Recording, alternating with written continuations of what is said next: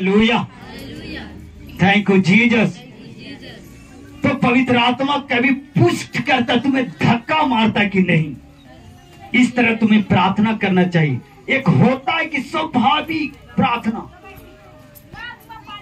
और पवित्र आत्मा नहीं रहता है।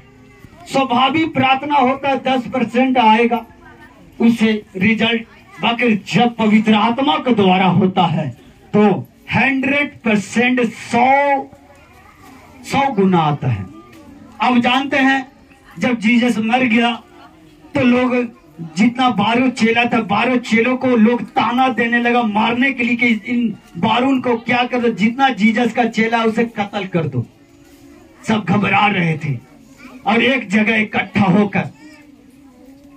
होकर घबरा कर परमेश्वर से प्रार्थना करने लगा। उस सोचा कि अब तो जीसस मर गया, अब कौन बचाएगा हम लोगों को। मगर जीसस एक बात बोलेगा, मैं तुम्हें नहीं छोड़ूंगा, फिर तुम्हारे पास आऊंगा। तो वचन निकाला पतरस और हिजकेल में पढ़ा, हिजकेल से पढ़ा, उसमें बोला कि अंत के दिनों सब पवित्र आत्मा उड़ेल देगा। तब एक दिलेरी की आत्मा आया सब लोगों पर और अन्य भाषा में भर गए। बोले हालेलुया, हालेलुया। जब दिलेरी की आत्मा आता है तो तुम्हें गड्ढे से निकालता है, उसे धक्का मारकर। जब दिलेरी की आत्मा आता है तो आपको लगता है ये बंधन नहीं टूट रहा है, तो देखते हैं बाइबल में कि 3 दिन के फास्टिंग है, 21 दिन के फास्टिंग है। जब पवित्र आत्मा उसे याद दिलाता है कि नहीं, जब दानियल को प्रार्थना रुक गया था, वो कितना दिन के फास्टिंग रखा था, 11 दिन के।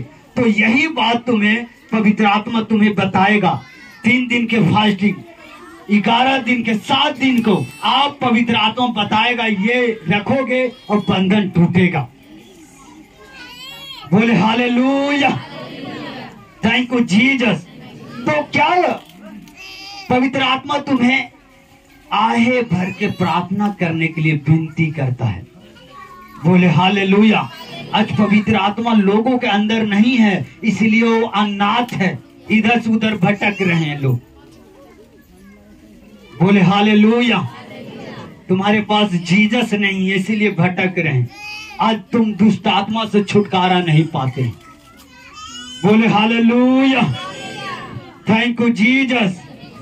जब पवित्र आत्मा आएगा, बाइबल कहता है योजना बताएगा तुम्हें कि हमें इस गड्ढे से निकलना चाहिए, हमें एक कर्जे से निकलना चाहिए, कर्जा लेना चाहिए या ना लेना चाहिए, शराब पीना चाहिए ना पीना चाहिए। ये पवित्र आत्मा तुम्हें योजना बताएंगे और जैसे जैसे योजना तुम्हें बताते जाएगा उस बाइबल से, और तुम निकलते जाओगे।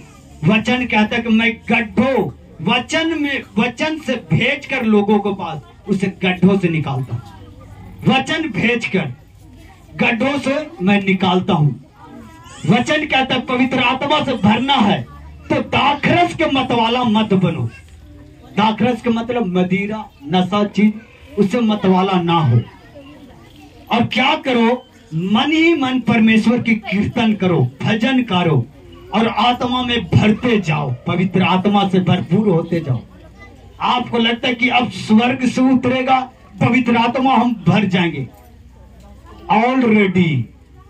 ऑलरेडी इस धरती पर यीशु मसीह पूरा काम कर दिया है।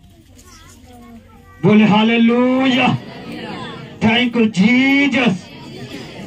तो आप नशा नहीं छोड़ेंगे तो पवित्र आत्मा कहां से रहेगा। बाइबल लिखा, पवित्र बाइबल। एक जानवर भी होता, अपने पूंछ मारकर बैठते हैं साफ सफाई में। आपको अंदर अगर नशा है, आपको अंदर चोरी है, व्यभिचार है, पवित्र आत्मा कभी अंदर तुम्हारे वास नहीं कर सकता। यीशु मसीह कभी वास नहीं कर सकता। जब जानवर अपनी पूंछ मारकर जब बैठ सकता है साफ सफाई करके, तो एक तो खुदा है जो सब लोगों को बनाया है। आपको अंदर कहां से आएगा जब नशे रहेगा, तुम्हारे लाइफ में चोरी रहेगा, व्यभिचार रहेगा। जब पवित्र आत्मा रहेगा तुम्हारे अंदर नहीं रहेगा, तो इसे छोड़ना पड़ेगा इस गंदगी को। तब तुम्हारे जीवन में पवित्र आत्मा आता, योजना देता, बुद्धि देता, समझ देता। जब दानियल के अंदर एक ऐसे गुप्त भेद था जो कोई नहीं बता सकता था, बाकी दानियल बताता सपने का अर्थ। क्यों? क्योंकि दानियल के अंदर एक उत्तम आत्मा रहता था, पवित्र आत्मा रहता था। क्यों? दानियल ने जो खाने में, जो बाइबल ने देखा कि ये खाना नहीं खाना चाहिए हमारे लिए, जब दानियल को सत्रक मेसक को बंदी बनाकर ले गया राजा और बोला कि तुम मीट मछली शराब पियो और एक बड़ा तंदुरुस्त हट्टा कट्टा बच जाओ,